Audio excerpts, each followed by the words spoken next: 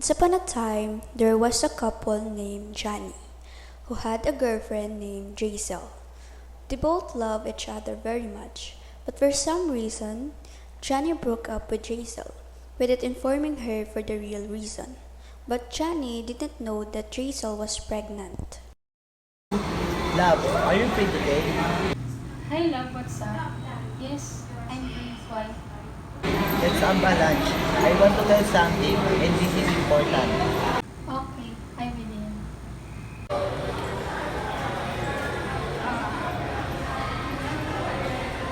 How are you doing?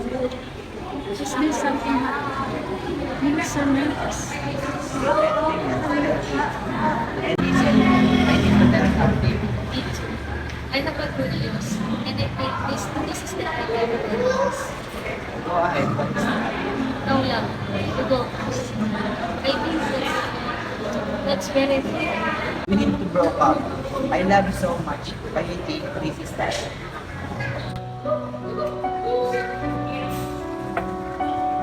Johnny left Jaisal crying, and he didn't ask what Jaisal needed to tell him. After a few weeks, Jaisal decided to tell the truth that their relationship blooms and flourish.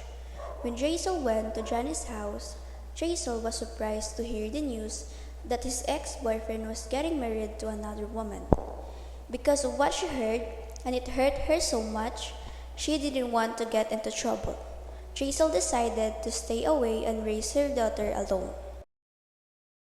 After 20 years, when Shanna was grown up, she noticed that his father was not happy to its mother Janella, and Johnny doesn't seem to love them, because they're always fighting and don't have time for their family.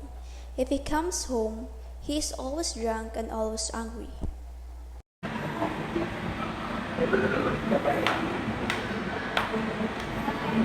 What time is it? Where you have been? What did you ask? Do I need to tell everything what I am doing? You're not my boss. Yes, I'm not your boss, but I'm your wife. I need to know everything from you. Janella was crying when she went out.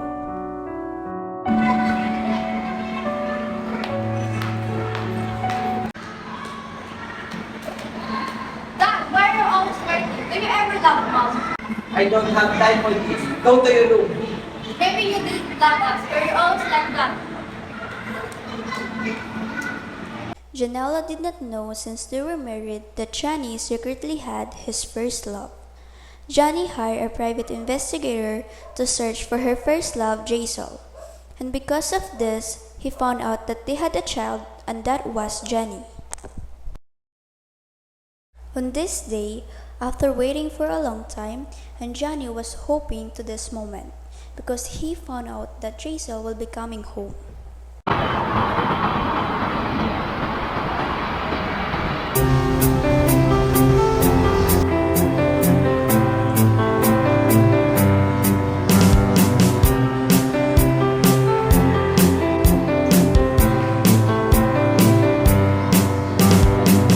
Johnny received a message from his private investigator that Jaisal and her daughter are already arrived in the airport. Johnny quickly went to the airport as he drove very fast because he was eager to see Jaisal and their daughter. He didn't realize that a truck was coming and his motorcycle had crashed.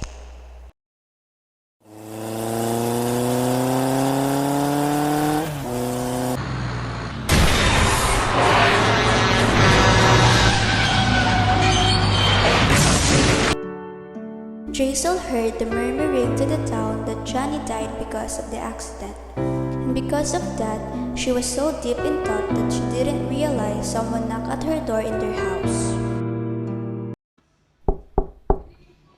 When she opened it, she saw a man in a formal attire. She asked him who's that man, and that the man answered and introduced himself as Johnny's attorney.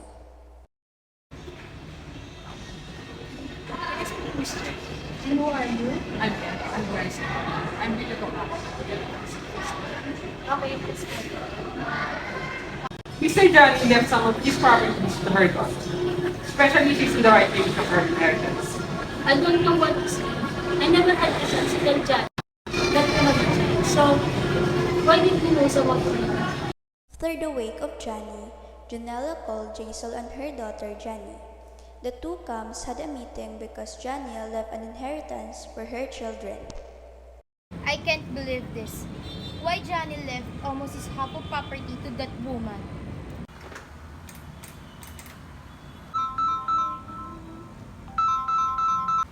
Hello? Are you Jaisal? Yes? And who is this? I am Johnny's wife. I know you know that my husband left almost his half of property to your poor child. We don't need anything from you.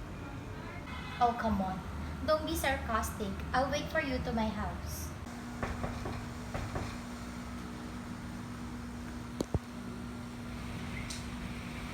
Ma'am Janela, there's someone looking for you. Well, there you are with your poor child. Let me clear on this, Mrs. Janela. We're not here to have a fight. We're here to talk peacefully. Johnny gave his last will testament. He said that 60% of his property will go to Jenny, and the rest is for Shenna. What? 60% of his property will go to that poor child? We didn't know if she's the true daughter of my husband. Johnny undergo for DNA test with Jenny. When Johnny go to the hospital for her medical, Johnny secretly asked the doctor to be able to test their DNA, and the result is 99.99% that Jenny is Johnny's daughter. I will not let this happen. I don't care about you. I will never let you to take away my daughter's will. You have no right to do that to my daughter. First of all, you don't need Johnny's money or anything for him. I raised my daughter alone without anyone help, especially his head. So you are Jenny, my daddy's poor daughter. Who do you think you are? You are nothing and you cannot take this house because this is mine. And the members of my daddy is here. I don't need this house. Everything your dad left me is yours. And don't you ever call me a poor child. Because if I'm nothing, why your dad left almost of his properties to me? You should thank me because without my say, you can get your inheritance from my dad. Jaisal and Jenny left immediately. Because of the tension that was happening to them, Jaisal and Jenny conceded because they had no intention of taking Jenny's wealth. A few days later, Janella thought that the Jaisal's daughter somehow still had the right to her father's wealth, so she called the mother and daughter again to come to an agreement for the inheritance.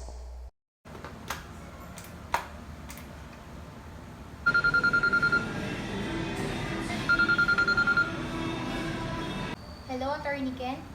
Yes, ma'am? Can you call Jaisal and Jenny? I need to tell them something. Miss Jason? Miss Jason? Miss Janela wants to talk to you and to your daughter. About what? I don't have time for this. I don't know. Just go to their house. She's waiting for you. I'm sorry for what happened last night. I decided to give Jenny's inheritance, but I need your permission to give 10% of inheritance to your half-sister. So you have the equal property. Yes, it's fine with me, Mrs. Janela. Just call me Aunt Jenny. Janella and Jaisal had an agreement about their daughter's properties, and they forget the past and live peacefully.